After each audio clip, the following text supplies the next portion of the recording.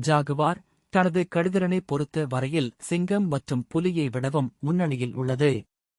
ஒரு தனிப்பட்ட ஜாகுவாரால் 360 கிலோ எடையுள்ள எருதை 8 மீட்டர் தூரம் தனது தாடையினால் இழுத்துச் செல்ல முடியும் என்றும் பாரம் மிகுந்த எலும்புகளையும் தூளாக்கிவிட முடியும் என்றும் தெரிய வருகிறது.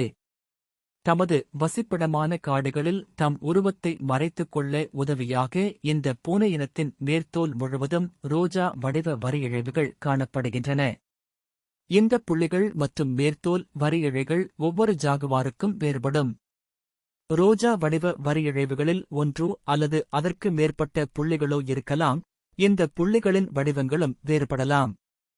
பொதுவாக தலை மற்றும் கழுத்தில் உள்ள புள்ளிகள் அதன் வாலில் உள்ள புள்ளிகளைப் போலவே அழுத்தமாக உள்ளன.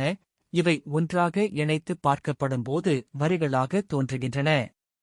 வேங்கை அல்லது சிவிங்கி புலி பூனை குடும்பத்தைச் சேர்ந்த ஊனுண்ணி வகையைச் சேர்ந்த பாலூட்டி விலங்காகும்.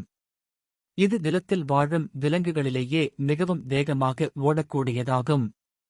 இதனால் மணிக்கு 112 கிமீ முதல் 120 கிமீ வேகத்துக்கு மேல் ஓட முடியும். இதன் உடல் முழுவதும் 2 முதல் 3 செமி அளவுள்ள வட்டவடிவ கருப்பு புள்ளிகள் காணப்படும். அதன் கீழ்வயிற்றுப் பகுதியில் புள்ளிகள் எதுவும் காணப்படாமல் வெள்ளை நிறத்தில் இருக்கும். ஆண் சிவிங்கி புலிகள் பெண் சிவிங்கி புலிகளை விட சற்று பெரிய தலையை உடையதாய் இருக்கும். ஆனால் ஒரு வேங்கையை தனியாக பார்க்கும்போது அது ஆணா பெண்ணா என இனம் பிரித்துக் காண்பது கடினமே. பெரிய பூனை குடும்பத்தின் ஏனைய உறுப்பினர்களுடன் ஒப்பிடுகையில் சிறுத்தை ஒப்பீட்டளவில் சிறிய கால்களையும் பெரிய மண்டையொட்டுடன் கூடிய நீண்ட உடலையும் கொண்டிருக்கும். தோற்ற அமைப்பில் ஜாகுவாரைப் போன்று காணப்பட்டாலும் இது ஓரளவு சிறிய உடலைக் கொண்டிருக்கும்.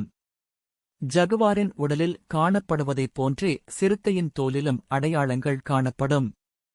எனினும் சிறுத்தையின் தோலிலுள்ள அடையாளங்கள் மிகவும் சிறியனவாயும் மிகவும் நெருக்கமாகவும் இருக்கும்.